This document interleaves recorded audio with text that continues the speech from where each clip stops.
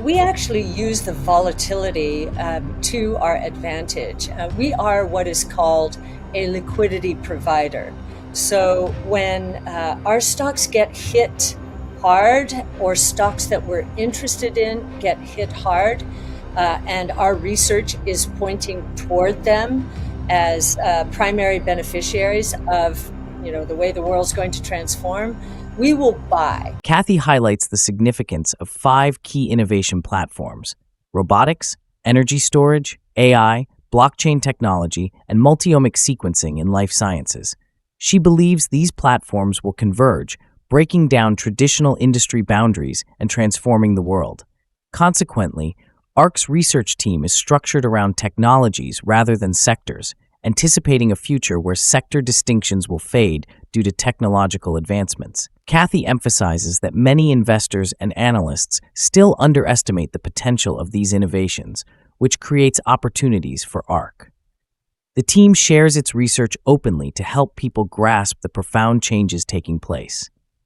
If you enjoy this content, please take a moment to like the video and subscribe to the channel. Thanks, and enjoy the video. In the last 6 months, it has reached an extreme that we have never seen before. And so it's unlikely to continue to concentrate into just a few stocks. And the broadening out process should be great for our strategy, which is the closest you'll find to a venture capital firm in the public equity markets. We're really trying to find those companies and stocks that are going to populate the indexes in the future. We're just trying to find them early.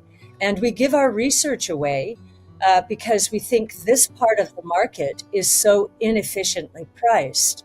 And we want people to understand how provocatively the world is changing, how 5 innovation platforms, so robotics, energy storage, artificial intelligence, blockchain technology, and multiomic sequencing in the life science space are going to transform the world completely, because these platforms are converging.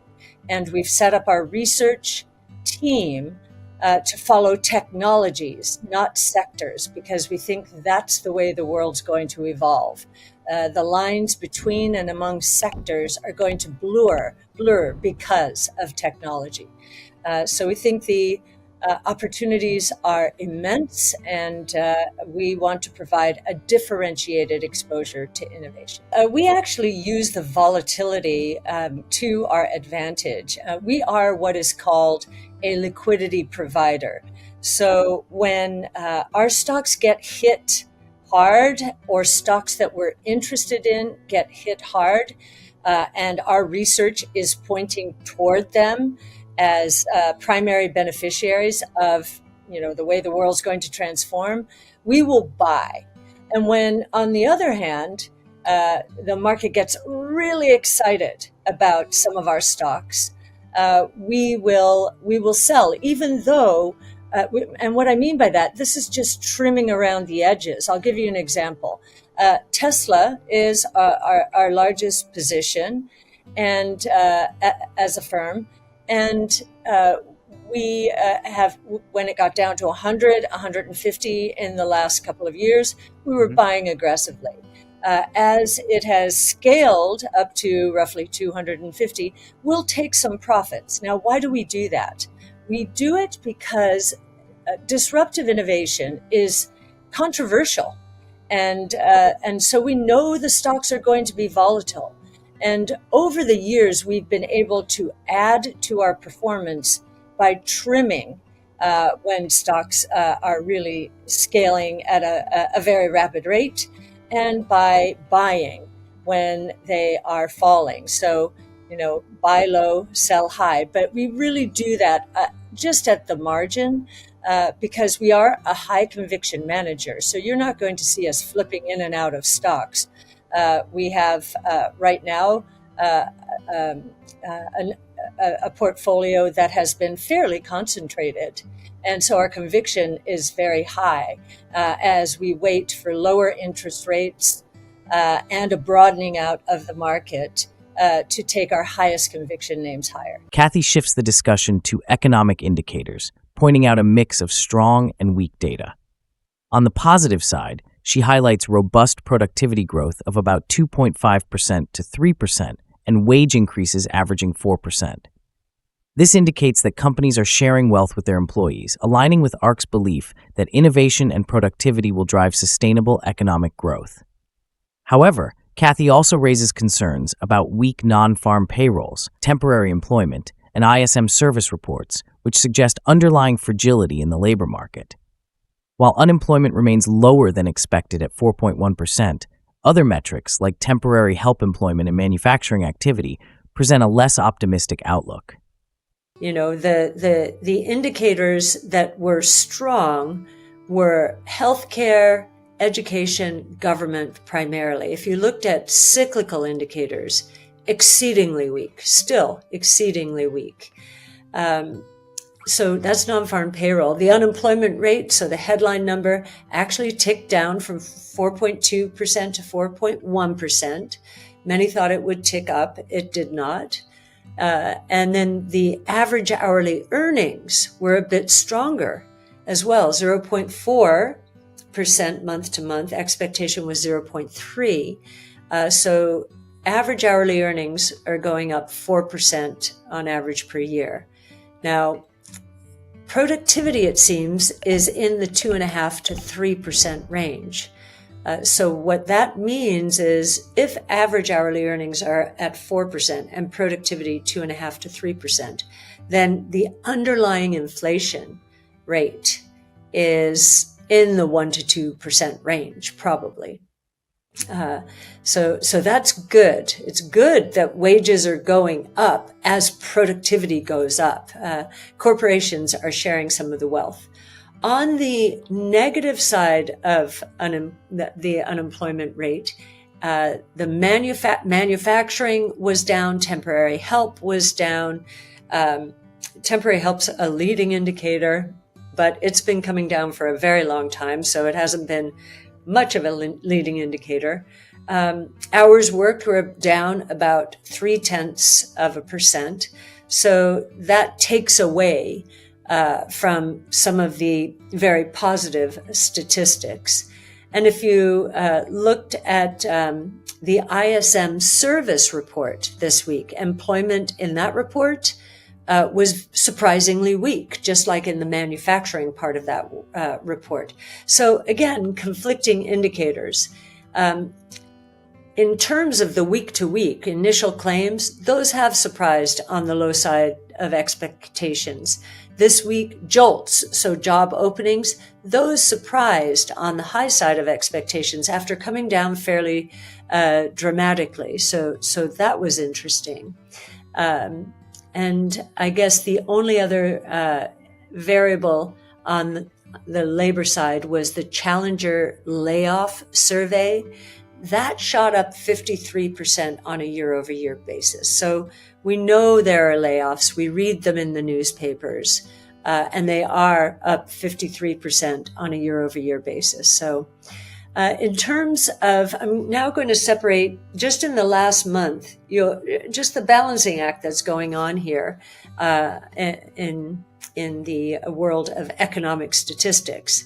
So household net worth, the change in net worth, that was up very strongly. The stock market has been up. Home prices have been up. Those are the two biggest indicators. Now, if you look at both of those in the stock market, market concentrated towards very few names, that's not a great indicator. We prefer to have it broadening out. And in the housing market, while pricing is up, the actual units sold, units started, have collapsed and have not come back.